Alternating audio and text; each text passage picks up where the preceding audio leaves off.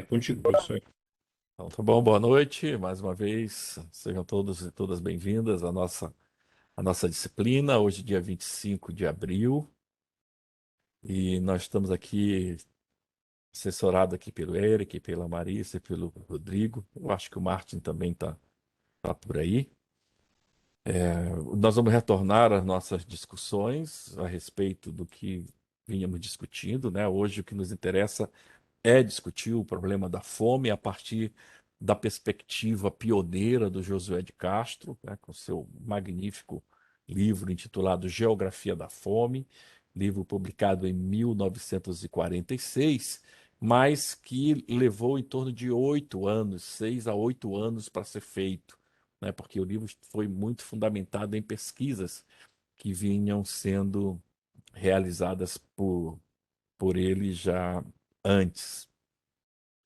Mas antes eu gostaria de situar aqui, eu preparei aqui eu tenho preparado aqui umas 5 páginas aqui escritas, antes de entrar no slide, que para recuperar um pouco a questão de história para nós, tá? Para a gente situar o momento em que o, o Josué de Castro aparece. Eu vou compartilhar a minha tela, e aí eu peço aqui o Eric me avisa se conseguem visualizar. Para mim já aparece, professor, tudo certo. Todos sim? Ok? Professor. Então, eu vou fazer aqui um pequeno resgate de contexto para nós entendermos de que maneira o problema da fome será colocado por Josué de Castro. É óbvio que é um problema que ele lastreia do ponto de vista histórico, é, temporal, espacial, mas há um contexto muito singular que é o contexto do momento em que ele escreve, né? Do ponto de vista historiográfico, a Era Vargas, e é esse o momento, o livro vem em 1946, né? A Era Vargas é um dos períodos mais difíceis, de mais difícil abordagem e caracterização, pois não resiste a fáceis consensos sobre determinados assuntos, entre os quais o projeto de nação ali concebido e colocado em operação durante o período de 30 a 1945. Tradicionalmente, esses 15 anos são segmentados, como vocês sabem, né, em governo provisório, governo constitucional e Estado Novo. Depois o Vargas retorna, né, já não dentro de um sistema ditatorial, mas dentro de um sistema democrático.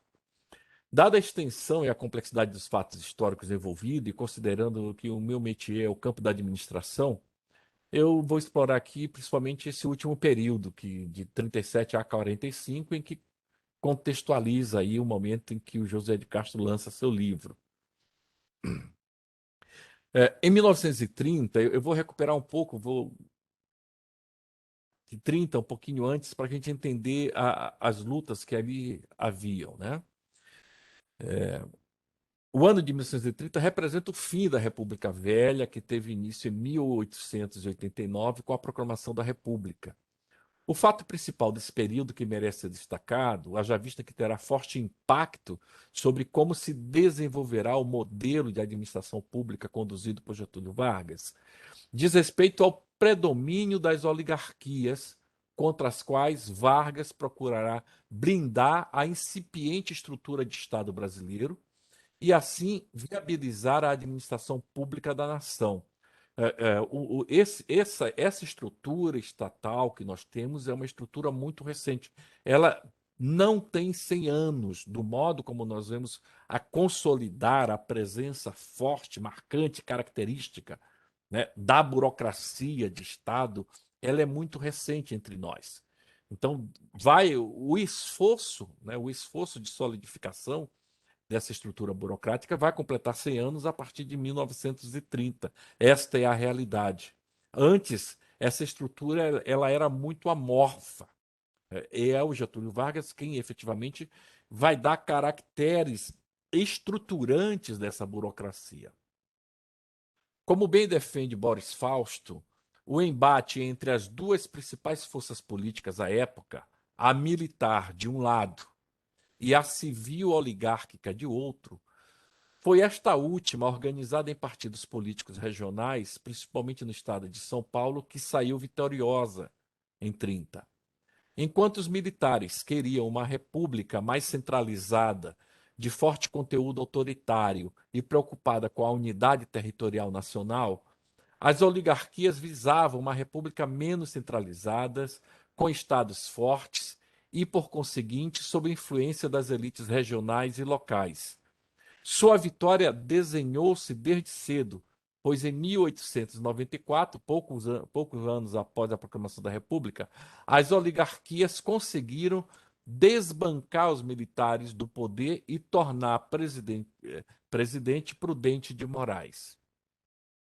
Corolário desse período de pleno domínio oligárquico, temos fenômenos socioculturais fortíssimos, como o patrimonialismo, o coronelismo, o clientelismo, a patronagem e outros. Esses fenômenos simbolizavam um conjunto complexo e diverso de sistemas políticos que operaram concomitantemente e visavam configurar o modo como deveria ocorrer as relações de poder entre o Estado e a sociedade civil nascente em nosso país. Nesse sentido, esses fenômenos representam tanto forte poder quanto práticas sociais envolvendo o poder das elites agrárias, o poder dos coronéis e a infindável troca de interesses e favores que juntos formam o elemento fundamental que sustentou e ainda hoje em dia sustenta as oligarquias e as elites no poder.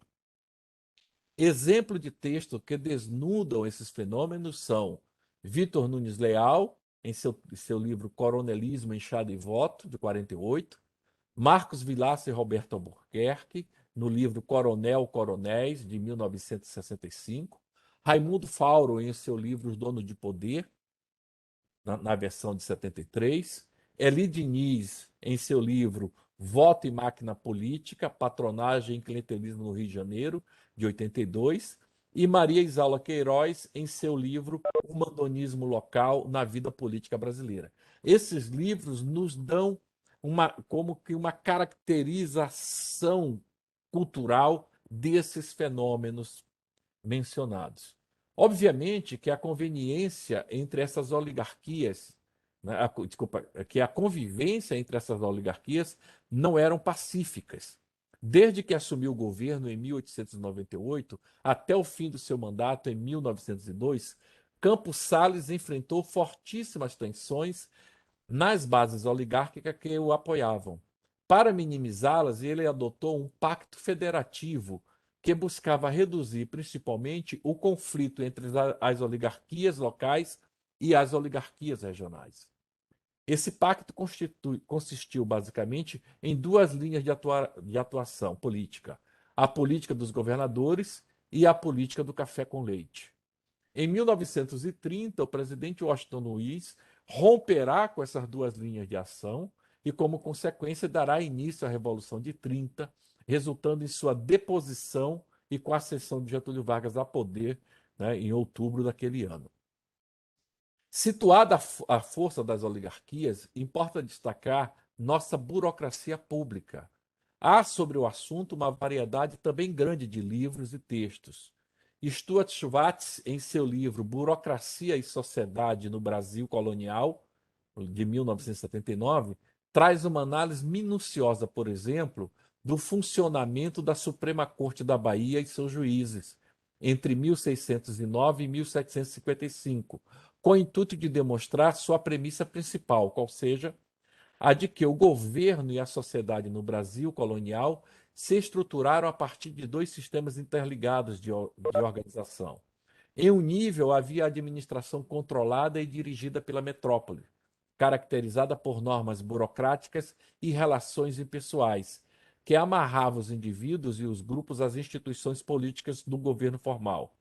Paralelamente, existia uma teia de relações interpessoais primárias baseadas em interesses parentescos ou objetivos comuns que, embora não menos formal, não contava com o reconhecimento oficial. O Brasil já vivia aí, nesse sentido, né, nessa avaliação dos Schwartz, uma espécie de dualidade, né? A dualidade entre uma teia de relações interpessoais diversas, múltiplas, e, ao mesmo tempo, a formalidade, né? A formalidade que vinha a ser instituída principalmente a partir da instituição jurídica no país, né? Então, podemos dizer assim, a formalidade burocrática e a vida cotidiana nas suas tramas relacionais as mais diversas.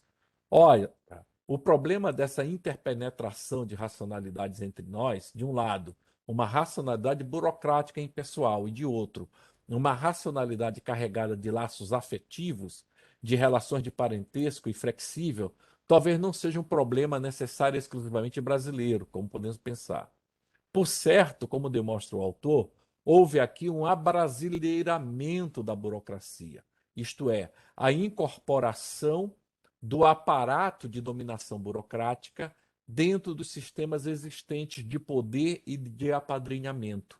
Contudo, talvez se estivesse apenas seguindo praxes portuguesas, conforme ele próprio relata. Diz ele: normalmente os magistrados traziam suas famílias consigo para o Brasil. Além da esposa e dos filhos, a família de um juiz poderia incluir parentes, afilhados, empregados, criados e escravos. A presença de parentes e protegidos sobre o teto dos magistrados acrescentava novas dimensões ao escopo e à complexidade de seu relacionamento social, uma vez que essas pessoas não só exerciam alguma influência sobre o chefe da casa, como também através de suas relações com outras pessoas da sociedade, abriam outros caminhos de influência ou pressão entre indivíduos e o Tribunal Superior. Então, no livro do Schwartz, nós vamos perceber essa narrativa, essa interpenetração, que depois nós vamos chamar de clientelismo, patrimonialismo, né? Todos esses ismos que nós conhecemos. No livro Burocracia Política no Brasil, organizada por Maria Loureiro, Fernando Abruzzo e Regina Pacheco, vamos encontrar apontamentos semelhantes aos destacados por Schwartz. No capítulo A Formação da Burocracia Brasileira, a trajetória e o significado das reformas administrativas, Abruzzo, Pedrotti e Pó afirmam que a mistura de centralismo excessivamente regulador e geralmente pouco efetivo, com o patrimonialismo local, resume bem o modelo de administração colonial. Nesse sentido, vale lembrar aqui a metáfora que Raimundo Fauro, após o exame de nosso patrimonialismo, fecha o livro O Dono do Poder, né? Alguns de vocês comentaram isso nas atividades. Em lugar de renovação, o abraço lusitano produziu uma social enormity, uma monstruosidade social, segundo a qual velhos quadros e instituições anacrônicas frustram o florescimento do mundo virgem. Deitou-se remendo de pano novo em vestido velho, vinho novo em odres velhos, sem que o vestido se rompesse, nem o odre rebentasse. Né? Esse seria, segundo Faoro, o verdadeiro enigma brasileiro. À parte essa caracterização do funcionamento da sociedade brasileira, o certo é que, a partir das intervenções do Marquês de Pombal, tivemos a formação de uma elite burocrática que fundará um novo modus operandi nessa área, um modo centralizado de reforma do Estado e de levar adiante o que mais tarde veio a ser denominado de políticas públicas. É bem claro isso, né? A ideia de política pública, ela não existia, ela passa a existir efetivamente a partir do momento em que a burocracia do Estado se coloca. Então, do modo como nós pensamos política pública é um modo muito recente de pensar a administração pública também. A burocracia caberá basicamente duas funções, e a novidade estaria, de fato, na primeira delas, a de participar ativamente da definição das principais diretrizes políticas do país. E esta aqui é a novidade que a burocracia trará e que o Getúlio Vargas trará consigo, né? A formação de uma elite burocrática que efetivamente pode trabalhar e operar, nós discutimos isso na semana passada, a partir da elaboração de um programa, né, de uma programação de desenvolvimento, e essa programação servir de auxílio ao político, né?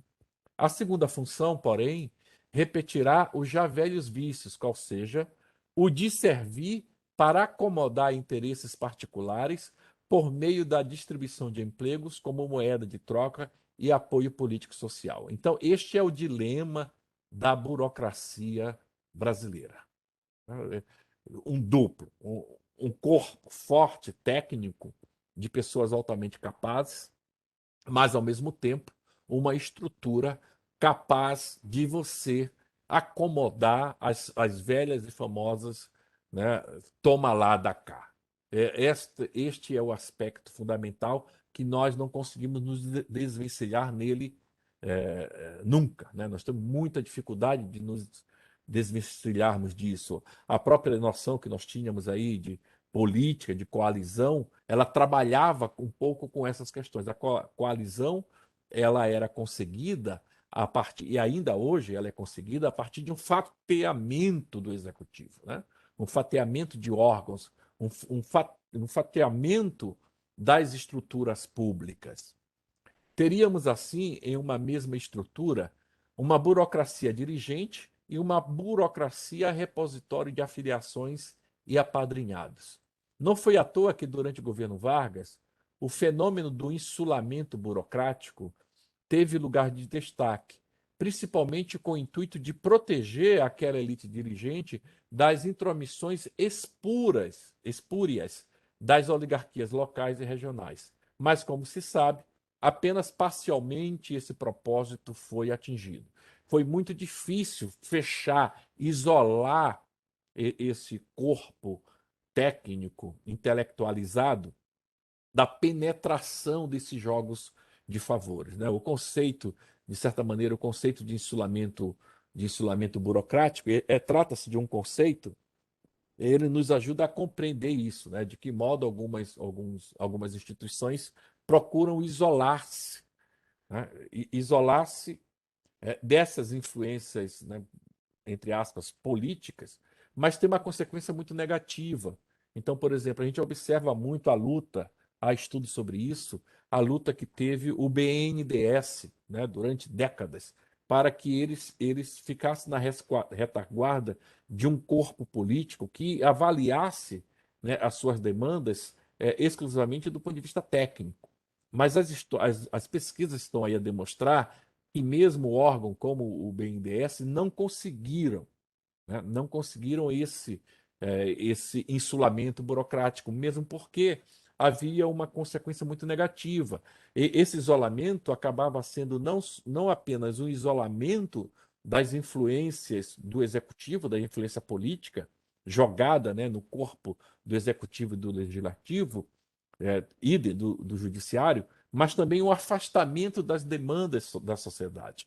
Então, o insulamento acaba representando esse duplo isolamento. Aí o que faz a instituição? A instituição funciona voltando-se exclusivamente ao seu próprio umbigo, aos seus próprios interesses. Tá? Então é importante que a gente tenha essa questão muito clara para nós, porque este é um problema também, é uma pena, né? Além desses problemas que a gente trata, este problema, a questão administrativa como um problema em si, ela merece atenção. Não é à toa que nós vamos ver, dentro dessa ideia de, de insulamento burocrático, a finalidade, por exemplo, dos cargos de confiança, né? O cargo comissionado, o cargo de confiança, eles têm exatamente a função de romper a estrutura, de romper esse insulamento burocrático e fazer com que a presença daqueles cargos dentro dessa estrutura que é fechada consiga esse representante, esse cargo comissionado, consiga ser ele o elo de ligação, o costurador da relação entre o projeto do executivo e as finalidades do órgão. A princípio, era para isso que serviam os cargos comissionados, né? Havia aí uma função técnica muito específica, elementos com alta capacidade política, capaz de fazer com que esses órgãos entrassem em uma espécie de concerto com o projeto de nação a ser levado a cabo pelo governo de plantão. Mas até nisso houve um total desvirtuamento, como vocês sabem perfeitamente bem, né? Em síntese, temos, por um lado, a institucionalização do Estado brasileiro, a partir de um aparato burocrático que muito se afastava do tipo ideal weberiano, dado que se caracterizava como uma forma de sociabilidade que comportava racionalidade legal e práticas de favor, clientelistas, personalistas, fisiologistas, em síntese, uma sociabilidade marcadamente promíscua em termos de separação entre o público e o privado. De outro, forças políticas que cada vez mais procuravam não apenas povoar de seus interesses as entranhas internas desse aparato burocrático, mas especialmente comandar esse aparato, convertendo a seus interesses particularistas. Então, aqui, uma vez mais, o digamos assim, o dilema deste problema administrativo que nós vivenciamos. Esse é o principal contexto que a administração política de Vargas terá que enfrentar, pelo menos internamente. Some-se a isso o contexto econômico de época em que a crise de 29 espalhava suas consequências por muitos países, em especial os de economia dependente, como era o caso do Brasil. Nesse sentido, a saída econômica visualizada pelo governo provisório e pelo governo constitucional, comandadas por Vargas, estaria na nacionalização da economia brasileira, o que implicava em industrializar o país e, ao mesmo tempo, aumentar o consumo interno. Então, essa foi a estratégia, naquele momento, visualizada e levada a cabo. Para tanto, seria necessário, além de extensa política de investimento econômico estatal, um amplo projeto de reestruturação do Estado brasileiro, agora em bases burocráticas mais rígidas, de maneira a combater as interferências internas que, aos seus olhos, aos olhos do governo, estavam a obstacularizar o processo de modernização do país.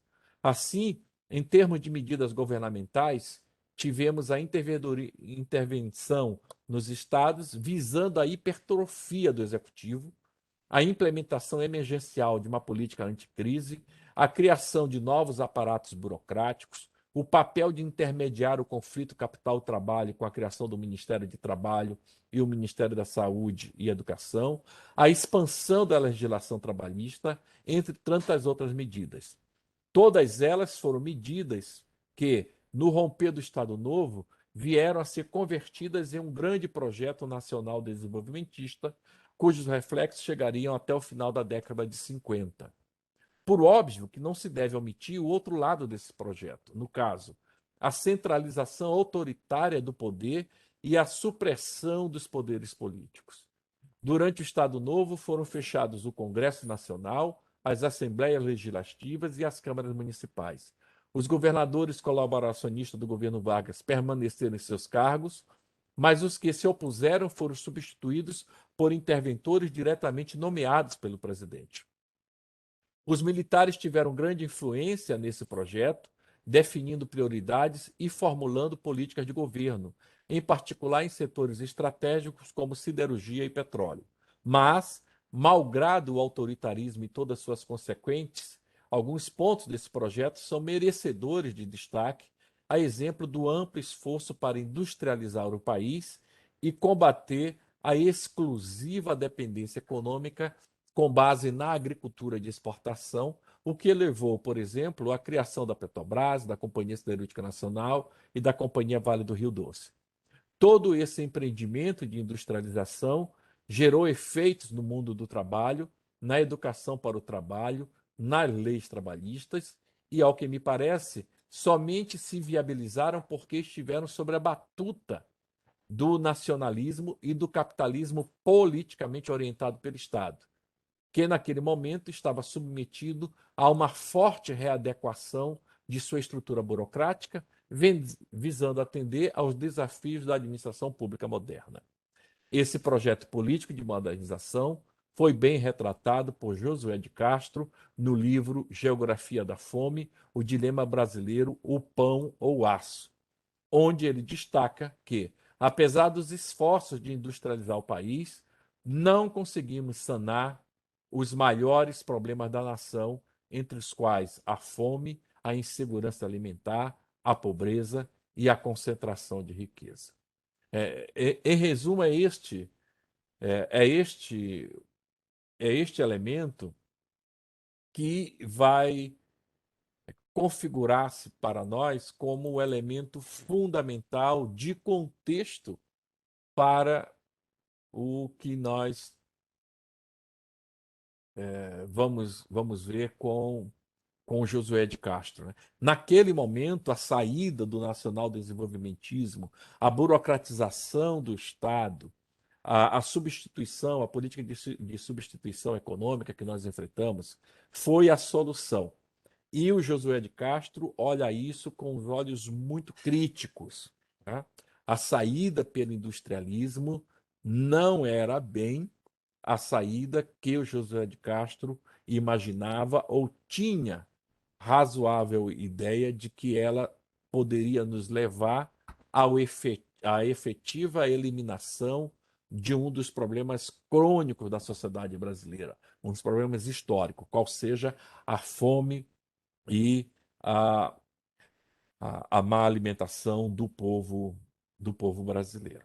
Então é este panorama. Eu diria assim que é este primeiro panorama que eu gostaria de colocar e perguntar se está compreendido, assim, para a gente ter uma ideia comum, né? Sedimentarmos bases comuns de entendimento dessa questão. Ok, turma? Então vamos entrar no Josué de Castro e questões. Eu peço a vocês que façam anotações, né, sobre essa parte, sobre a segunda parte também, para que mais à frente a gente discuta. Opa, desculpa, apertei errado. Então, o que nós vamos encontrar aqui no Josué de Castro, tá? E- Josué de Castro é o problema brasileiro da fome, como essas questões vão aparecer. É interessante nós termos em conta que quando José de Castro estuda a questão da fome brasileira, essa fome brasileira ela não está alocada exclusivamente no território nacional. Né? O José de Castro começa, obviamente, pensando a fome no Brasil, mas posteriormente ele expande isso para toda a América Latina e encontra na América Latina problemas semelhantes, né, aos quais ele vai dar uma explicação a esta a, a estas falta o termo, né? Não são coincidências, a este mesmo modo de ser, tá? Em Geopolítica da Fome, é um livro que ele vai escrever, publica em 51, portanto, depois, 5 anos depois do Geografia da Fome, a fome é vista como um fenômeno social global, ou seja, um problema que afeta indiscriminadamente todos os continentes, incluso, obviamente, o nosso. Sobre a América Latina, ele conclui o seguinte: na maioria dos países da América Latina, conforme podemos verificar em visitas locais e através de documentos estatísticos e informes científicos obtidos, as condições de vida são ou idênticas ou ainda mais precárias do que as do Brasil. E aí ele elenca um conjunto de problemas que ele identifica na América Latina. Primeiro, 2/3, talvez mais, da população da América Latina são de subnutridos, apresentando-se mesmo as populações de certas regiões em estado de fome absoluta. A maioria é mal nutrida, mal vestida e mal alojada. 3/4 da população da maior parte dos países da América Latina são de analfabetos. Nos países restantes, a proporção de analfabetos varia de 20% a 60%. A metade da população da América Latina sofre de doenças infecciosas ou carenciais. Quarto, 2/3 da população da América Latina não gozam dos benefícios de assistência social. Cerca de 1/3 das populações trabalhadoras, especialmente milhões de trabalhadores índios, continua sem participação alguma na vida econômica, social e cultural da comunidade latino-americana. O poder aquisitivo do índio é, em muitas áreas, igual a zero. Com exceção do México, ele é politicamente um cidadão de segunda classe, né? Aqui dois elementos, né, dois elementos que nós podemos caracterizar. O fato do Estado, né, não estar devidamente consolidado na América Latina, né, ele é tardiamente consolidado. Digamos assim que quando o Estado vem se consolidar no Brasil, ele passa a se consolidar no Brasil, esse Estado já está devidamente consolidado nos países europeus. Então, os países europeus já estão vivendo, né, o seu período de estado de bem-estar social e nós aqui ainda construindo as nossas burocracias estatais. Outro elemento é a segregação, né? A segregação dos nativos como elemento característico, neste item 5. 2/3 da população latino-americana vivem em condições semi-feudais de trabalho. Uma surpreendente maioria da população rural não possui terra. 2/3, se não mais, dos recursos agrícolas, florestais e o gado pertencem ou são controlados por uma minoria de senhores de terra nacionais e por organizações estrangeiras. A maior parte das indústrias extrativas da América Latina pertence ou é controlada por organizações estrangeiras, sendo considerável parte dos lucros desviada dos vários países. Da mesma forma, muitas das instituições de produção e distribuição são controladas pelo capital estrangeiro ausente. As condições de vida da massa da população latino-americana são particularmente instáveis, dependendo das flutuações do mercado estrangeiro. A concentração numa espécie de indústria extrativa ou a monocultura de produtos de sobremesa, café, açúcar, cacau, banana, para o consumo externo mais do que para o consumo interno, arrastaram várias regiões latino-americanas à beira da ruína econômica. O comércio interno e o intercâmbio comercial dos países latino-americanos são essencialmente rudimentares. Existe grande desequilíbrio econômico entre diferentes zonas de um mesmo país, como também entre os vários países. As limitadas oportunidades de intercâmbio comercial nos países latino-americanos são semelhantes à do século XVI, quando a Espanha, por intermédio da Câmara de Contratos de Servilha, proibia as colônias latino-americanas de negociar entre si. O intercâmbio latino-americano representa apenas 7% do comércio total da América Latina. E, para fechar, com a exceção da Colômbia, Argentina, Brasil e Uruguai, a percentagem de indivíduos produtivos ou dos bem remunerados é muito baixa, é muito mais baixa do que nos Estados Unidos ou na Europa. Cerca de 31%, enquanto a dos Estados Unidos, no tempo de desemprego, era de 30,8%. Essa alta proporção de população não aproveitada constitui um grande peso para a parte economicamente produtiva. A capacidade produtiva do trabalhador latino-americano é muito inferior à do americano ou à do europeu, pelas razões acima expostas: subnutrição, ignorância e falta de aparelhagem adequada. Esta é a síntese que o Josué de Castro, quando expande, né, a sua análise da fome do Brasil para a América Latina, ele vai identificando os elementos comuns e, por conseguinte, os elementos causais da fome em nosso país. O texto indicado para a leitura é parte do livro intitulado Geografia da Fome, Dilema Brasileiro, o Pão ou o Aço, de 1946. Uma advertência: o assunto deste livro é bastante delicado e perigoso, diz ele. A tal ponto delicado e perigoso que se constitui num dos tabus de nossa civilização. É realmente estranho, chocante, o fato de que, num mundo como o nosso, caracterizado por tão excessiva capacidade de escrever-se e publicar-se, haja até hoje, até 1946, tão pouca coisa escrita acerca do fenômeno da fome em suas diferentes manifestações.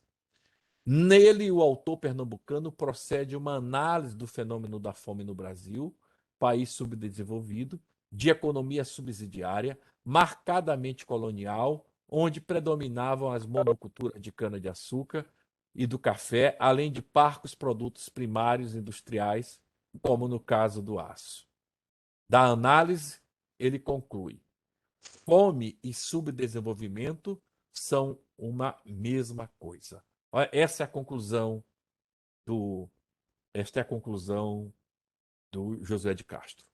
São, são irmãos sianeses. A fome, no estado em que ela se apresentava, no Brasil e na América Latina, e o estado de subdesenvolvimento ao qual essa região vinha sendo submetida e até os dias atuais. Né? Nos anos 60, ele tenta atualizar suas conclusões, porém, bastaram algumas atualizações dos dados estatísticos e pequenos retoques para que o retrato permanecesse válido e válida, pois, a interpretação apresentada da realidade social brasileira, ainda que o país tivesse iniciado com vigor a sua emancipação econômica rumo a uma fase construtiva de seu desenvolvimento econômico. Vale dizer aqui, pessoal, que com a implementação do regime de 64, Josué de Castro, assim como o Guerreiro Ramos, foram dois entre os diversos intelectuais que tiveram seus direitos políticos cassados. O Guerreiro Ramos foi para os Estados Unidos, o Josué de Castro foi viver na França, onde morreu em 1973, 74, né, quando tentava voltar aí para o Brasil. É por isso que ele faz essa advertência já no seu livro, já em 1946. Né? O assunto é delicado, é perigoso. No livro, no título do livro, está posto o dilema brasileiro: pão ou aço? Qual era a singularidade desse dilema? Na opinião do autor, ela estaria no fato de apoiar-se mais economia no setor agrícola ou no setor industrial, para atender às verdadeiras necessidades do país. Este seria, à sua época, o fio da navalha por que caminhava a nossa elite dirigente, por conseguinte, a própria população brasileira, pois estava em jogo a possibilidade de pôr em perigo todos os sacrifícios e esforços despendidos pela coletividade. Então, é como se nós tivéssemos ali uma bifurcação, né? Um direcionamento de para onde nós apostarmos em saídas ao Brasil daquele momento. Ou investíamos, como fizemos, em indústria, né, como nós vimos ainda há pouco, e nessa indústria, obviamente, criação de emprego industrial, consequentemente, a regulação dos direitos de trabalho, e aí as consequências que nós entendemos muito bem, né, o êxodo rural enorme que nós vivemos, haja vista que essas indústrias foram concentradas em determinadas regiões, elas não foram devidamente dispersas, como se acreditava pudesse ser. Esse dilema também pode ser assim colocado. De um lado, o pão, representando a opção por uma política econômica de desenvolvimento com preocupações mais humanitárias e sensível aos problemas dos povos brasileiros. De outro, o aço, representando a opção por uma política econômica de desenvolvimento industrial siderúrgico em continuidade ao processo exploratório de cunho colonial.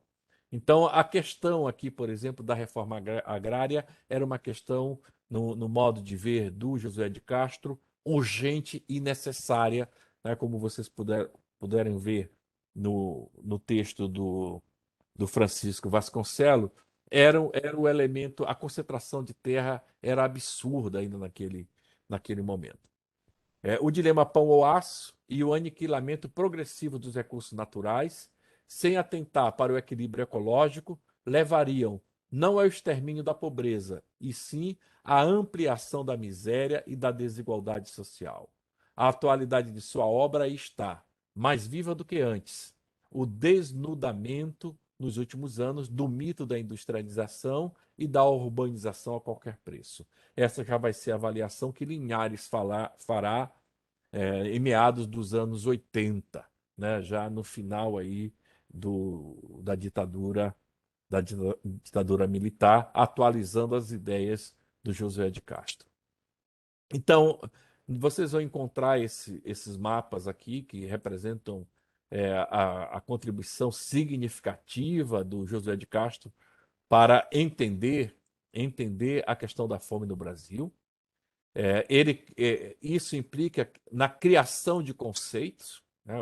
O conceito de fome endêmica, o conceito de fome epidêmica, e esses foram conceitos que Josué de Castro criou, criou o conceito de subnutrição. Ele vai criando um conjunto de conceitos para poder explicar a realidade nacional.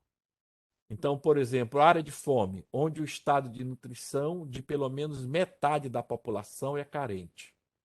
Áreas de fome endêmica, né? Nós temos aqui a área achurada. Endêmica é esse chuviscozinho aqui, que pega toda a região amazônica e toda a região litorânea do Nordeste. Área geográfica em que pelo menos metade da população apresenta nítidas manifestações de carência nutricionais permanentes. A área amazônica é a área do Nordeste açucareiro. A área de fome epidêmica, que é essa área aqui achurada basicamente na região 3.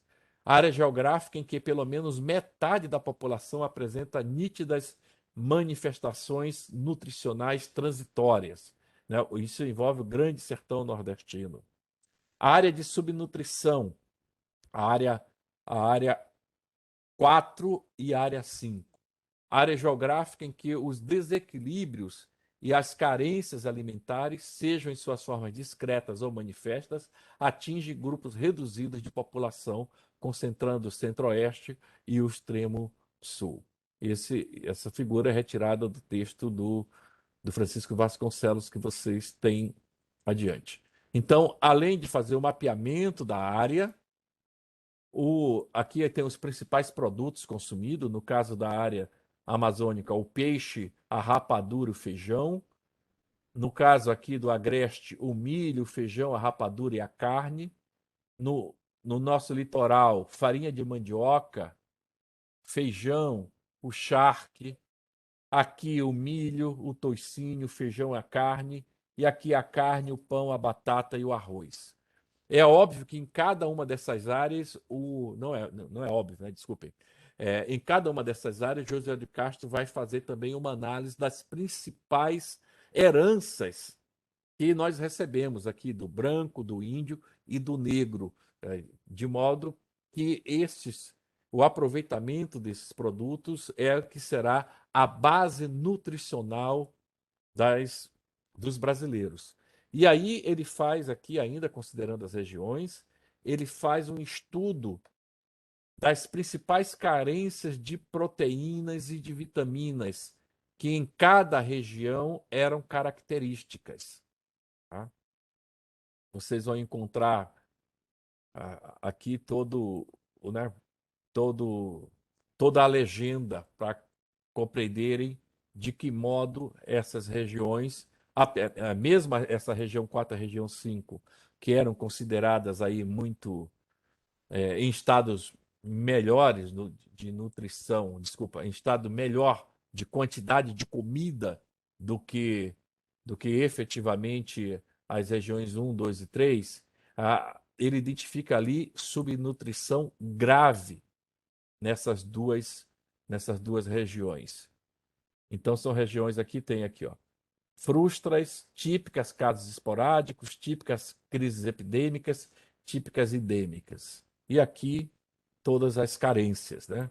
Carência de vitamina B1, de vitamina B2, de vitamina C, de vitamina D, e ele vai fazendo o apontamento. Então, qual é a posição do José de Castro nesse texto, né?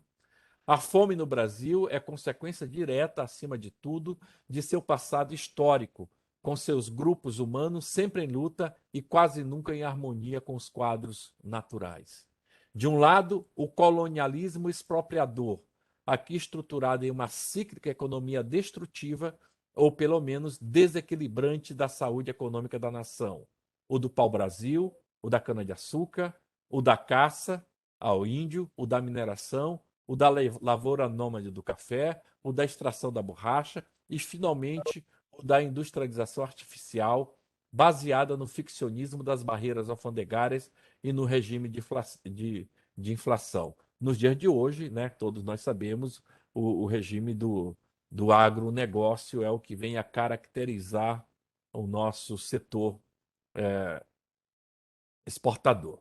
É sempre o mesmo espírito aventureiro se insinuando, impulsionando, mas logo a seguir, corrompendo os processos de criação de riqueza no país. De outro lado, além desse colonialismo expropriador, a inaptidão do Estado ou a incapacidade do poder político para servir de poder equilibrante entre os interesses privados e os interesses coletivos, e entre os interesses locais e os interesses nacionais, ou seja, faltou capacidade para dirigir em moldes sensatos a aventura da colonização e da organização social da nacionalidade, seja frente às forças dos senhores de terra, seja pela adoção excessiva da centralização do poder. Aqui há um conjunto de recortes que vocês têm, né, diretamente no texto. A leitura, obviamente, vai fazer com que vocês tenham acesso a esse tipo de questão. A fome é expressão biológica de males sociológicos e não necessariamente biológico, como se pode pensar. Querer justificar a fome do mundo como um fenômeno natural e inevitável não passa de uma técnica de mistificação para ocultar suas verdadeiras causas, que foram, no passado, o tipo de exploração colonial imposto à maioria dos povos no mundo, e no presente, o neocolonialismo econômico a que estão submetidos países de economia primária dependentes, subdesenvolvidos, que são também países de fome. Do latifúndio decorre também a existência das grandes massas dos sem-terra, dos que trabalham na terra alheia, como assalariados ou como servos explorados por estas engrenagens econômicas de tipo feudal. Por sua vez, o minifúndio significa a exploração antieconômica da terra, a miséria crônica das culturas de subsistência que não dão para matar a fome da família. Apresenta-se deste modo a reforma agrária como uma necessidade histórica. E o texto do José de Castro, que vocês tiveram acesso, é um texto em que apresentam aí as conclusões principais a que ele chega, né? São 12, 13 conclusões, não, vai mais, né? 15 conclusões a que ele chega após esses anos de estudo. O Brasil, um país que é perfeitamente, né, capaz de corrigir o problema da fome, um país em que é perfeitamente possível corrigir o problema da fome e da desnutrição. Então, essa questão não estava muito distante das nossas possibilidades. E, como vocês sabem tão bem quanto eu, isso não está muito distante das nossas possibilidades atuais de corrigir esse problema, né? O Brasil é um país que necessita formar bons hábitos alimentares, um país que necessita investir em ciência e tecnologia, algumas medidas necessárias que ele acusa, né? Combater o latifúndio, combater a monocultura, aproveitar as terras circunvizinhas, adotar a poliagricultura em pequenas propriedades. Aqui há diretivas para a formulação, né, nos dias de hoje, de políticas públicas agrícolas. Ele já traz isso no seu livro de 40 mil. Volto a relembrar, O que ele aponta aqui, ele apontou em 1946, né? E como vocês podem ver, são questões perfeitamente atuais, né? Brasil é um país necessitado de um plano de política alimentar para combater o problema da fome. Um país cujas elites devem assumir sua responsabilidade frente ao problema da fome. Um país portador de um sistema produtivo de alimentos arcaicos. Um país prenhe de problemas que agravam a situação alimentar de sua população. Um país cuja política econômica agrava a subnutrição crônica. Um país que, em razão da desnutrição crônica que o atinge, sofre fortes efeitos da fome. Um país de alimentação imprópria que faz propagar a fome. E assim sucessivamente. Tá? É o texto do José de Castro.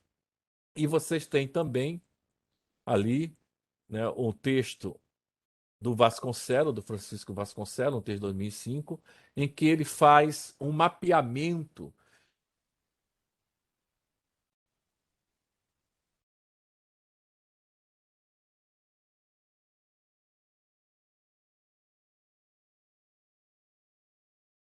Professor, acho que caiu a conexão. Vamos esperar um pouco, ver se retorna, que agora aqui também tá uma chuva meio forte. Tá caindo o mundo lá fora. É, vamos ver se ele volta, vamos aguardar um pouco.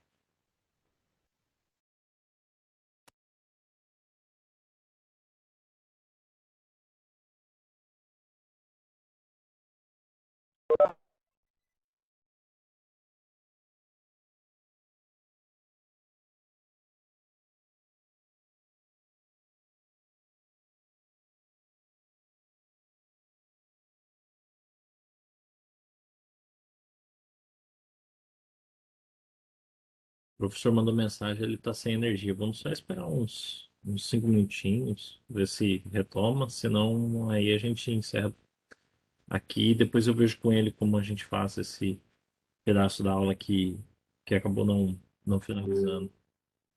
Ah, já voltou a energia. Ele falou que em 3 minutos ele retorna. Já voltou, né? Então vamos aguardar.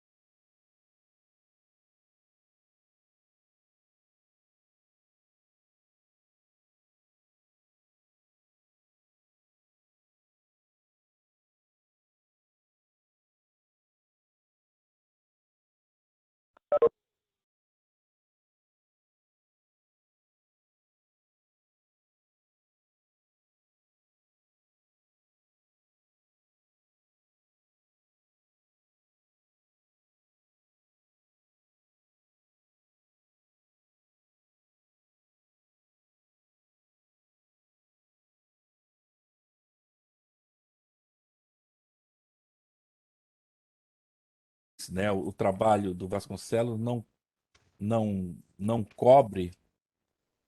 É uma pena que o trabalho dele não cobre o, o governo Lula, o governo Dilma, né, e o Temer, e também não pega alguma parte do governo do Jair Bolsonaro. Então, o que nós temos ali é, no anexo do artigo, é um conjunto de uma relação de todos esses de programas governamentais de alimentação e nutrição, de 1940 a 2003.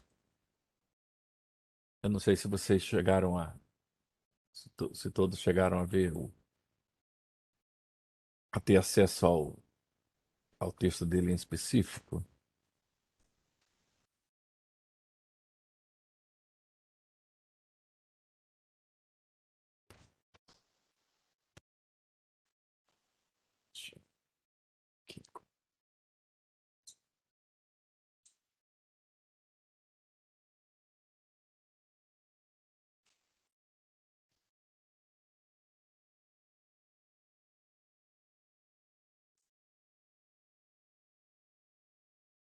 Deixa eu ver se eu consigo compartilhar a tela.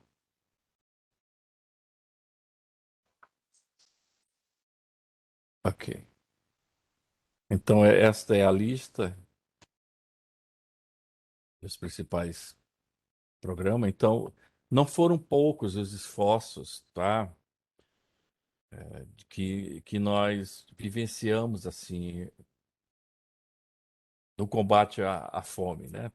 A maioria aqui, vejam, são programas de abrangência nacional. Há alguns locais, obviamente, né? Mas a grande parte são as investidas e sob diversos ministérios, tá? Tem um programa aqui conhecido, que é a Cobal, por exemplo, tem um programa de abastecimento popular, PAP, que se fazia pela Cobal, programa que esteve em vigor de 1985 até 1988. Então, Programa Nacional do Leite para as Crianças, lembra? Esse programa foi no governo Sarney, salvo engano, né? 86 a 91. Então, são vários os programas monitorados. E aqui ele termina, a pesquisa dele termina exatamente quando se implementa o programa Fome Zero no Brasil, né, o governo Lula. Mas há muitos trabalhos que fazem a análise, né, desse programa Fome Zero, é óbvio, a partir daí ao qual nós podemos recorrer. Mas o certo é que, dado o nível de pessoas em estado de, de fome, né, subnutrição no país, podemos firmar esse laudatório nisso e dizer que efetivamente, nós não conseguimos. A pandemia agravou ainda muito mais. Então, eu tenho acompanhado as últimas pesquisas sobre o problema da fome durante a pandemia. Então, atingiu assim populações, não somente aquelas populações que já estavam segregadas, né, como no caso aqui, a gente vê aqui em Porto Alegre. Em Porto Alegre nós tínhamos, em vários lugares aqui, nós tínhamos indígenas, né, que ficavam no centro vendendo seus produtos, suas artesanias. É, esses índios tiveram que formar uma espécie de rede, criaram organizações específicas para vender seus produtos. Então, atividades nesse sentido foram várias. Eu tenho esse material para quem se interessa. Aliás, eu tenho um estudante que está fazendo um trabalho de conclusão de curso analisando uma dessas redes que os indígenas criaram para combater a fome durante o período da pandemia. Então, são questões muito, muito graves, né? E eu queria encerrar com uma leitura de a passagem uma passagem assim avulsa de livros do, do José de Castro, né? Diz ele: a fome age não apenas sobre os corpos das vítimas da seca, consumindo sua carne, corroendo seus órgãos e abrindo feridas em sua pele, mas também age sobre o seu espírito, sobre sua estrutura mental, sobre sua conduta moral. Nenhuma calamidade pode desagregar a personalidade humana tão profundamente e num sentido tão nocivo quanto a fome, quando atinge os limites da verdadeira inanição. Excitados pela imperiosa necessidade de se alimentar, os instintos primários são despertados e o homem, como qualquer outro animal faminto, demonstra uma conduta mental que pode parecer das mais desconcertantes.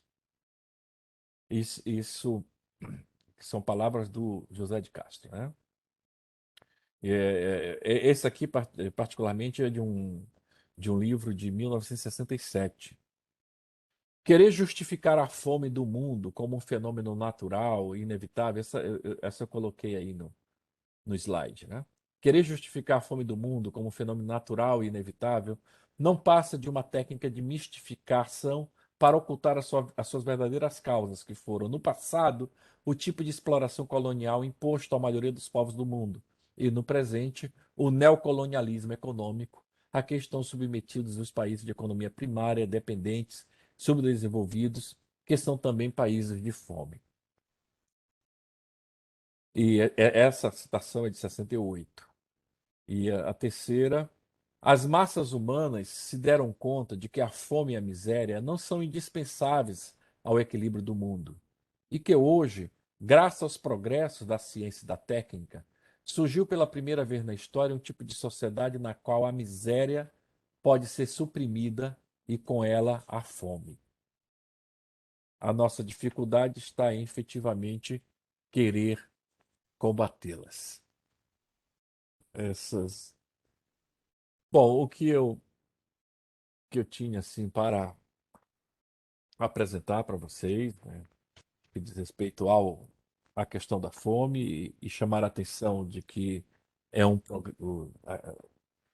da persistência do problema, né, da perdurância do problema entre nós, dos nossos esforços, que apesar, né, nós temos grandes envolvimentos em uma série enorme de programas elaborados, nós não conseguimos solucioná-los. Talvez a própria solução não seja uma solução que dependa única e exclusivamente de nós, brasileiros. É claro que é possível, né? É claro que é possível, porque nós estamos entranhados numa rede de interesses e de jogos econômicos, da qual nós não somos atores principais, essa é a verdade, né? Nós não temos alcançado um status de ator de grande importância neste, neste jogo de poder. E isso dificulta bastante qualquer tentativa de sanar de sanar a questão ou de amenizá-la de modo muito mais grave, muito mais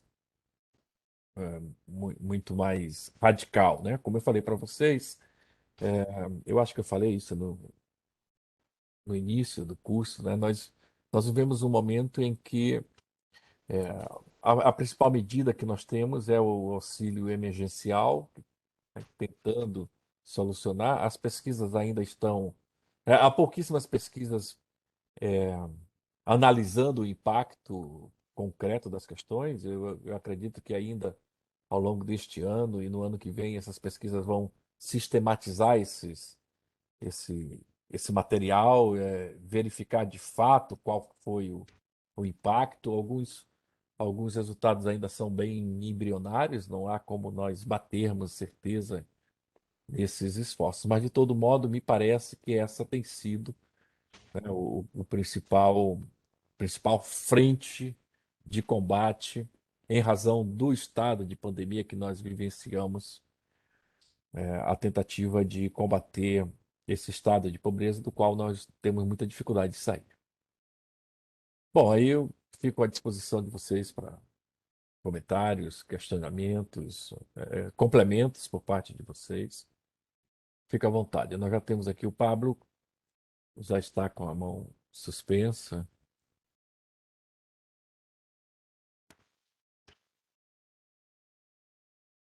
Fica à vontade. Pablo, Eric, se você puder. não estou ouvindo o Pablo. Eu vejo ele falando, mas não estou ouvindo.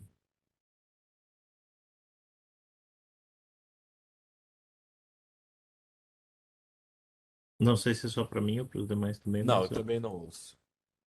Também não ouço. Pablo, pode digitar, não tem problema, tá? Pode digitar. Enquanto isso, a gente de repente vai com o Carlos, professor, e o Pablo digita ali no chat para nós, tá? Tá. Carlos? Pode ser. Boa noite, professor. Boa noite, professor tutor. E boa noite, colegas. Bom, dei uma boa lida esse artigo do Josué, de um artigo de 1946, né? E aí nós temos aquelas áreas alimentares distribuídas para a época. Ou seja, provavelmente nessa época, não sei dados específicos, mas o Brasil era 20% urbano e 80% interior. Hoje, provavelmente, a situação é invertida. É 80% urbano e 20% interior. Isso faz com que existe apesar daquela época ter uma homogeneidade, esses 5 mapas, né? Hoje é um pouco diferenciado, porque existem as grandes metrópoles, né? Então, talvez modificasse muito isso, professor. Hoje, se fosse fazer um mapa novo, que existe a grande metrópole de Porto Alegre, Rio de Janeiro, São Paulo, o Grande Recife, né, e Grande Manaus, né? E seriam assim bolsões de pobreza muito intensa, né? E talvez modificasse aquele aspecto mais homogêneo assim, do mapa por regiões, Nordeste, Norte e tal. Tem alguma coisa atualizada sobre isso? Tem algum comentário sobre isso? Desses Tem. grandes bolsões de pobreza mesmo. Isso. Na semana que vem, com a Sônia Rocha, nós vamos discutir a pobreza e a Sônia Rocha vai nos apresentar um dado sobre isso. Então, por exemplo, a Sônia Rocha já vai escrever já no início dos anos 2000 também, né? O livro dela Sim, foi publicado, mas depois tem uma outra edição. Mas ela vai dizer, por exemplo, que a pobreza houve esse deslocamento, né, do rural para o urbano, concentrou-se na periferia desse urbano e que nos dias de hoje, essa periferia do urbano responde a mais de 80% do número de pobres do país. Tá? sim, Então, esse dado, essa informação é fundamental porque ela nos ajuda a pensar a política pública. O que é uma política pública voltada, né, ao elemento rural e o que é política pública voltada a esse cinturão de pobreza que envolve essas grandes cidades, como você bem mencionou. Esta mudança ela é uma mudança, é, eu diria assim, muda o perfil dessa pobreza, muda o perfil dessa, dessa questão. Obviamente que afeta a fome. O fenômeno da fome ele está associado ao fenômeno da pobreza. Há outros elementos novos, outras categorias novas, por exemplo, Carlos, alguns pesquisadores têm chamado aí, por exemplo, o conceito de fome obesa. Fome obesa.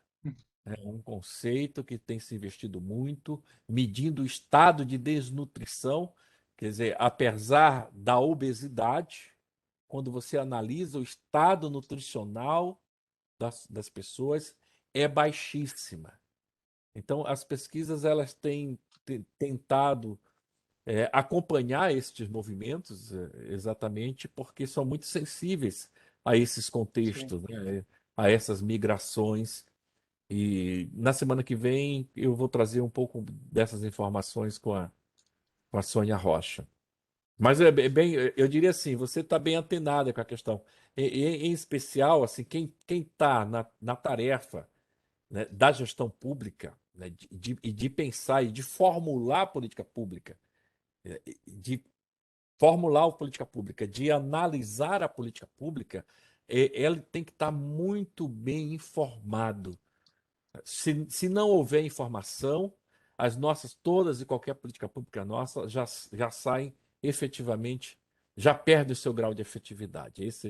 Essa é a verdade. Sem informação segura, não tem como garantir a efetividade de qualquer tipo de política pública. Um outro detalhe, só para ilustrar um pouco o quadro da pobreza, professor, uma coisa que a gente não tem mais visto na mídia, mas ela existe, né? Inclusive, na semana passada, olhando parte da desigualdade, procurando alguns assuntos na internet, voltei de novo a um fato que há muitos anos não via, que eram as palafitas, né? É uma coisa que choca a gente, e existe muitas aqui no país, inclusive eu não sabia que havia no Espírito Santo também, né? Então aquilo assim me trouxe muito, me lembrou muito essa parte paupérrima mesmo, que é um nível muito baixo da pobreza, né? Você sabe que a pesquisa do José de Castro, ele ela teve início a partir da observação dele, ele é pernambucano, né? Sim, A partir da observação da pobreza em Pernambuco, a sim, partir do momento em que, observando pessoas que migraram para Recife, né? Migraram para a capital, e para sobreviver tinham que catar caranguejo. Então, a, a ida à lama, né, a busca pelo caranguejo para subsistência foi um dos elementos que o José de Castro teve a intuição, né, a intuição de estudar o fenômeno, né, a partir dessa observação que ele fez concreta. Obviamente que depois a pesquisa o levou a outros, a outros planos, né? Sim. Ok. Obrigado.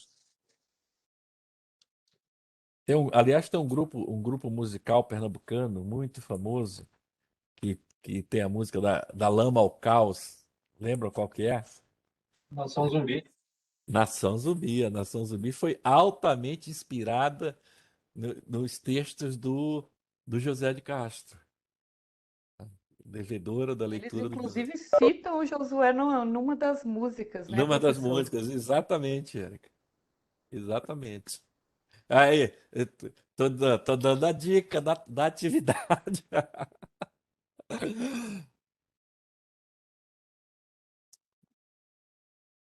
O Pablo nos pergunta, né, a respeito da expressão, se os grupos sempre em luta quase nunca em harmonia com os quadros naturais.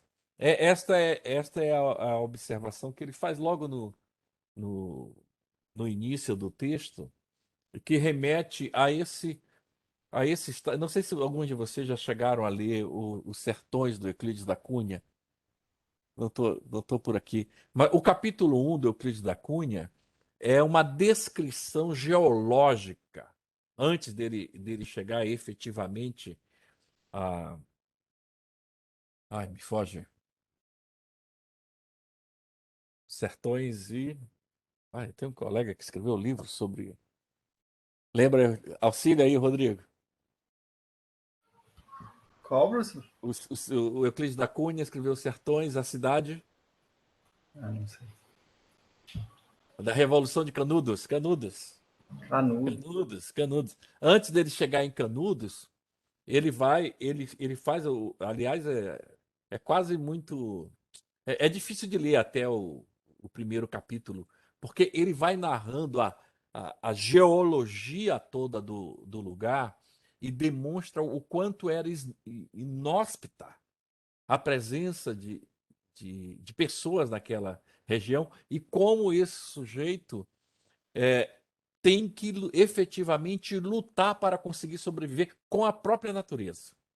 Tá? Determinado, com a própria natureza. Porque, apesar, nós poderíamos dizer assim: qual que é a surpresa que a gente tem? A gente pode pensar assim: poxa vida, mas o José Castro vai falar de fome no Amazonas, né, com tanta diversidade e etc e tal. Pô, aí é que está a surpresa dele. Ele vai dizer: tem fome e muita fome. Tá? Essa história que a gente fala, não, você vai, come uma manga e cai a manga e você pode comer a manga e já tem a farinha, você come farinha com manga. Este elemento não sustenta, não nutre um sujeito. Esta é a observação que o Josué de Castro vai falar. O problema não está somente no quanto come, mas no que come, na reposição de vitaminas, de ingredientes que essa alimentação traz para o sujeito. É por isso que ele vai identificar estados de subnutrição enormes. E é isso que esse conceito, por exemplo, que também no- no- nos, nos surpreende, a mim, por exemplo, surpreende muito, né? O conceito de fome obesa.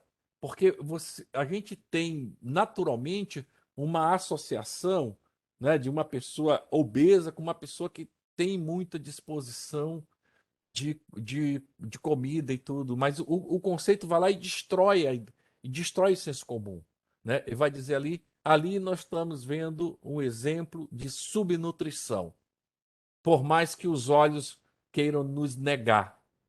Né? Esse é o conceito, ele luta contra o senso comum, luta contra os olhos nesse sentido.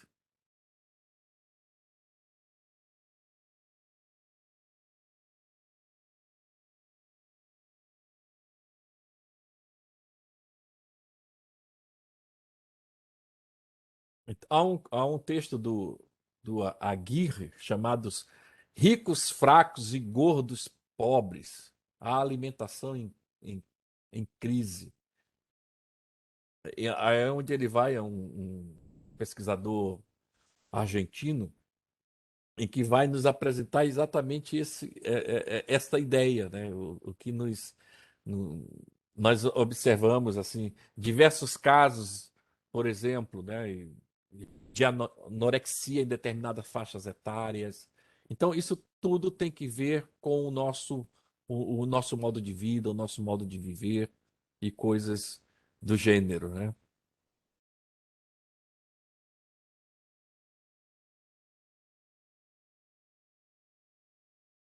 Ah, pois não, Jocely.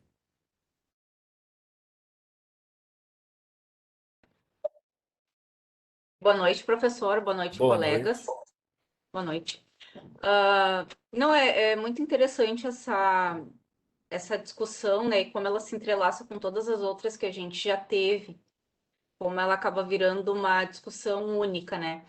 E uma das coisas assim que eu tenho percebido é que os textos que o senhor tem nos proposto, eles não são contemporâneos, eles são muito antigos, da década de 40, de 50, 60. E aí a gente fica pensando assim, como que há tanto tempo ainda continuam esses problemas, né? Principalmente o da fome. Então, enquanto eu li os textos e até hoje durante a aula, eu fiquei fazendo essa reflexão de o quanto essa questão ela é antiga e ela é cíclica, porque o que que acontece assim, eu sou uma pessoa de 38 anos, né? Então, eu vi alguns movimentos, por exemplo, eu lembro que tinha aquela questão do Betinho, que foi um Exato. sociólogo que estudou muito. Então, assim, parece que tem umas épocas em que o assunto volta à tona e agora a gente está voltando para um mapa da fome de novo no Brasil, né? E aí, fazendo uma correlação com isso que o senhor disse, e para além de qualquer questão político-partidária, que a ideia não é polemizar em nada aqui, quando o senhor fala da fome obesa, né? Que teve uma fala recente do nosso presidente dizendo que não tinha fome no Brasil porque ele não via gente magra no Brasil. Porque na concepção dele, pessoas magras são aquelas pessoas esquálidas lá da África, não sei o quê. Quando na verdade a gente sabe que sim, que tem pessoas que passam necessidade, mas tem uma composição corporal às vezes grande e tal. E o quanto esse movimento da fome parece que ele vai e volta, parece que ele não se resolve, e quando ele se resolve, em algo, ele minimiza, né? É por uma ação da sociedade, parece, né? E não governamental. Eu também estava lendo em um dos textos, não lembro exatamente em qual, que falava da LBA, que era a Legião Brasileira É. de Assistência, que derivou de alguma coisa da Legião Brasileira de Boa Vontade.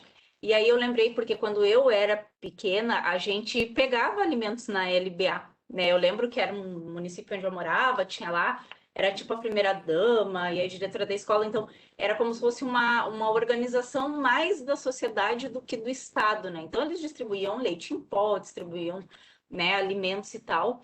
E o quanto o tempo passa, né? Tanto que a gente está vendo aí nos livros, na própria literatura, como foi falado no início da aula, uma literatura do início do século passado, e como isso agora parece que está voltando, as pessoas estão se alimentando de ossos, né? A gente vê aí toda hora, a gente percebe, a gente que hoje se intitula classe média, vai ao supermercado e fica chocado com o valor do alimento, né? E do quanto isso prejudica a questão nutricional mesmo, né? Porque tu vai começando a fazer escolhas, tu come menos carne, menos proteína, menos fruta, menos vitamina, porque tá muito caro, né? Assim, isso que a gente ainda tem, pode se dar o luxo de entrar num supermercado e adquirir o alimento, né?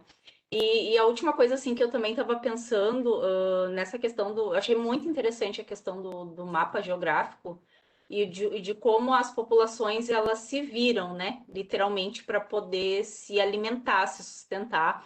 E daí a gente fica pensando até que é muito romantizada, por exemplo, a questão da culinária brasileira. Se a gente for pensar na feijoada, que é um prato, não sei o quê, a feijoada ela foi um jeito que os escravos, os escravizados deram para poder se alimentar. Eles pegavam o resto de tudo que tinha, pegavam uma laranja, pegavam uma couve, o que dava para comer, juntava tudo e comia. E hoje é uma coisa, né, assim, hyper, né? e várias outras coisas, né? Vários outros povos, assim, os próprios indígenas, né? Que nem o senhor falou, ai, tem a manga, e aí a manga com farinha, mas se tu for pensar, nossa, não tem nada a ver manga com farinha, galinha com pequi, sabe? Na região centro-oeste, nossa, mas se tu for parar pra pensar, não tem nada a ver uma coisa com a outra. E tudo acaba, parece que até sendo romantizado, mas na verdade é uma forma como as populações conseguem, né, sobreviver, né, para se alimentar. Seria isso, assim. Exato, exato. Bem observado. Você vê que quando Josué de Castro vai analisar as regiões, quando ele está falando, por exemplo, da terceira região, sobre o regime alimentar no sertão nordestino, ele vai chegar à seguinte conclusão. Ele vai dizer o seguinte: olha, quando a seca persistia e esses recursos alimentares iam desaparecendo, o sertanejo passava imediatamente para um regime de subalimentação. Subalimentação, limitando a quantidade e a variedade de alimentos, reduzindo a sua dieta ao consumo de um pouco de milho, feijão e farinha de mandioca. Quando a seca persistia e esses recursos alimentares se esgotavam, o sertanejo lançava mão de outras estratégias de sobrevivência, passando a consumir as iguarias bárbaras do sertão, raízes, sementes, frutos e animais resistentes à seca. Entre estas, as iguarias bárbaras, ele destaca farinha de macambira, xique-xique, pereira brava, macaúba, palmito de carnaúba, raízes de umbuzeiro, pau-pedra, serrote e maniçoba. E aí ele faz a seguinte conclusão: quando o sertanejo lança a mão desses alimentos exóticos, é que o martírio da seca já vai longe e que sua miséria já atingiu os limites de sua resistência orgânica. É a última etapa de sua permanência na terra desolada, antes de se fazer retirante e descer aos magotes em busca de outras terras menos castigadas pela inclemência do clima. O sujeito ele vai lutando com todas as forças para permanecer no local. No momento em que se inviabiliza, é que ele efetivamente abandona a terra. Mas a primeira questão é permanecer no local. E aí ele vai subnutrindo-se. Ele faz observações tanto em todas as regiões, ele vai fazendo essas observações assim. Camila, por favor.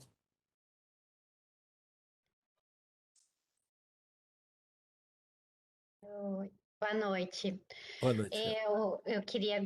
Gostaria de fazer uma observação que uma das conclusões do texto ali, ele falou exatamente na necessidade da reforma agrária, né? E como isso é latente e é necessário até a época de hoje, porque hoje a gente verifica, agora na época da pandemia, o quanto o Movimento Sem Terra distribuiu comida, né? Foi um dos que mais distribuíram comida, e como os assentamentos da reforma agrária, hoje, do Movimento Sem Terra, que é a agricultura familiar, que são os que alimentam a nossa população de fato, né? Porque a agroindústria é tudo para exportação, a nossa alimentação é a base da agricultura familiar. Então, como a conclusão dele cai como uma luva e é exatamente verídico hoje. A gente verifica que ele lá, em 1940, teve o diagnóstico que até hoje a gente nota o quanto é importante, né? E necessário e urgente, continua urgente, né? Era Você isso. sabe de uma coisa, Camila? Obrigado pela sua participação. Mas a sua fala me chamou a atenção, me lembrou de um elemento. Ah, o pleito de reforma agrária, o José de Castro, como eu falei, foi cassado, né? A partir do momento em que os militares assumiram em 64. E ele era, naquele momento, já em 46, já vinha fazendo a defesa. Mas uma observação, quando a gente analisa assim, a história da ideia, né? A história da ideia, o pleito, eu fiquei muito surpreso isso quando eu me dei conta que o pleito da reforma agrária é um pleito liberal. Tá? Liberal. os liberais foram os primeiros a exigir a reforma agrária, por causa de um princípio do liberal. Segundo eles, quanto mais você distribui a terra, mais competidores você tem no mercado. Esse é o princípio. Você aumenta o número de competidores no momento em que você reparte a terra. E como a competição ela é sempre benéfica para o princípio liberal, através da competição é que efetivamente você consegue obter o máximo possível, e através do mercado você consegue obter a distribuição desse recurso, né? O mercado ele nasce como uma proposta, uma saída estratégica, como sendo a principal instituição com a capacidade de distribuir recursos na sociedade. E no pensamento liberal, nós vamos encontrar um pleito pela reforma agrária. Mas é interessante a gente observar que no Brasil isso é invertido. Quando a ideia chega, quando a ideia ela é transplantada para o Brasil, ela chega invertida. Então, nós associamos o pleito da, da segmentação da terra, né, da distribuição de terra, como um pleito de esquerda, socialista ou coisas do gênero. Então, nós vamos nos deparando com esse tipo de questões. Aí é óbvio que aí mereceria um estudo sobre toda a ideologia subjacente a essa importação de ideia invertida, né? Como as ideias elas modificam no momento em que ela é transplantada, ela chega a modificar o seu sentido, né? Daí, junto com aquilo que o Rodrigo estava falando, né? As ideias fora do lugar, né? O misplacement da ideia, que é uma questão muito, muito forte. Viviane,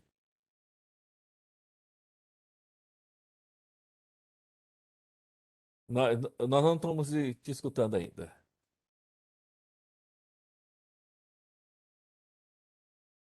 Eu acho que está sem som, Viviane. Isso, tá sem áudio. Tá habilitado o áudio, mas não tá saindo áudio, isso.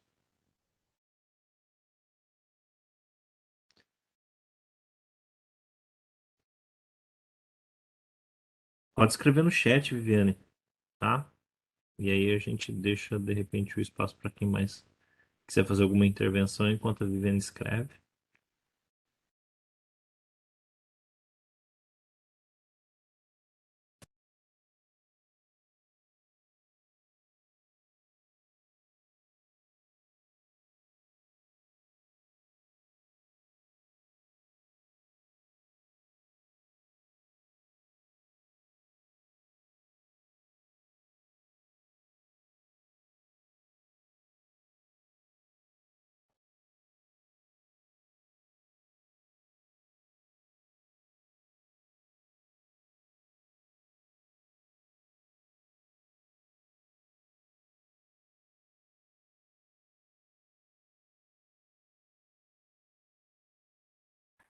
Na sociedade que vivemos, a miséria pode ser. Esta era efetivamente a expectativa e a esperança do José de Castro, né? Nós tínhamos, né, e ainda hoje é possível dizer, condições de superar entre nós a fome. A fome é um problema, segundo ele, possível de ser exterminada entre nós. Mas a grande questão, o que ele acreditava, é que as nossas escolhas de projeto de desenvolvimento, elas não são efetivamente direcionadas para este problema.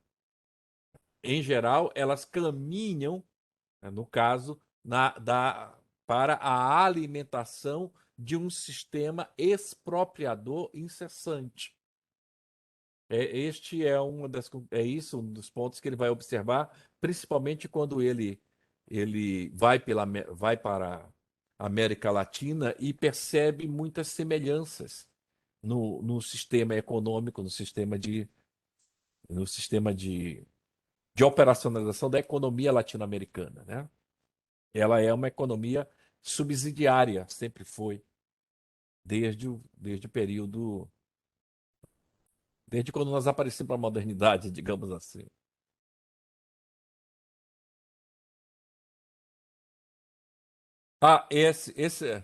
Você aponta um problema, sabe, Viviane, que eu acho que também ele tangencia muito, né? Que é a própria questão moral. Há uma questão moral ética muito subjacente a isso, né?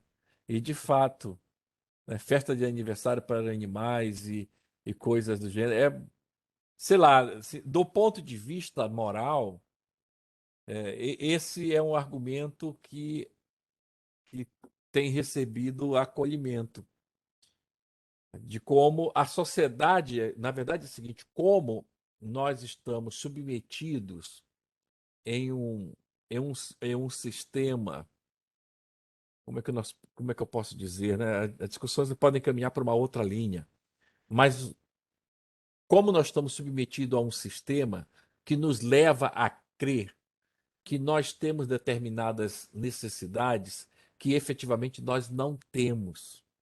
Então, o sistema cria em nós necessidades. Então, para isso, nós temos vários exemplos disso, né? Efetivamente, o marketing foi criado com esta finalidade de criar as principais definições. Quando a gente pega as principais definições de marketing, nós vamos nos deparar exatamente com essa afirmativa, né? O que é o marketing? O marketing é aquela ferramenta que cria, né? Cria o desejo da necessidade. Não é que ela cria a necessidade. Em determinado momento, criava a necessidade. Hoje em dia, o que nós chamamos de marketing crítico acusa a criação do desejo da necessidade. Que digamos assim, é um passo mais além, um passo mais profundo, né? Você começa a efetivamente desejar. E do desejo você caminha à necessidade. Então, essas questões nos atingem. Aí tem livros que, pode, que podem nos ajudar bastante assim a compreender este fenômeno, né?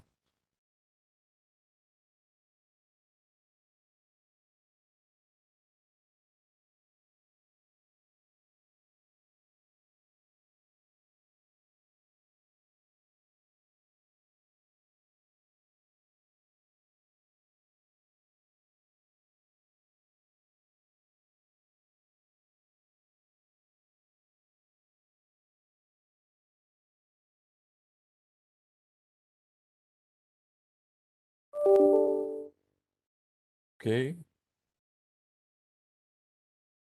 Acho Bom, que é já isso, professor. estamos a 2 horas já, então extrapolamos o limite.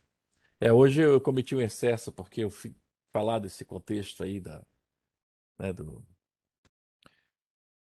Getúlio Vargas para que a gente entender, para que a gente pudesse entender essa luta incessante, né, como esse dilema se apresenta nas nossas burocracias, na administração pública e como essas soluções, esses sujeitos estão muito ligados nessas soluções, né? Na semana que vem, nós vamos sair de um texto antigo, nós vamos trazer já um texto deste século, né, do século XXI, que fala sobre a pobreza. Já não é um texto clássico, mas é um texto que faz uma boa síntese do debate sobre a pobreza, né, sobre a ideia, sobre a característica, sobre o conceito de pobreza, que é o texto da Sônia, que nós vamos ler na semana que vem. Eu agradeço imensamente a presença de vocês aqui, tá? A disponibilidade, dado que vocês podem assistir em outro momento a aula, mas vieram aqui ouvir e participar. Temos aí atividade, né? O Eric, o Rodrigo e a Marissa estão aí para acompanhá-los também. Eu acho que esta semana vai ser uma atividade de música, eu acho, né? Aí Isso. a música. A música. Não vale postar aí com o Nação Zumbi, não, porque essa aí já foi na bandeja. Mas assim, o que mais tem é essa denúncia, né? Tem muita denúncia. Muita denúncia. Beleza, gente? Um grande abraço, bom descanso para vocês, boa semana. Abraço, boa noite a todos. Boa noite. Boa noite. Boa noite e bom descanso a todos.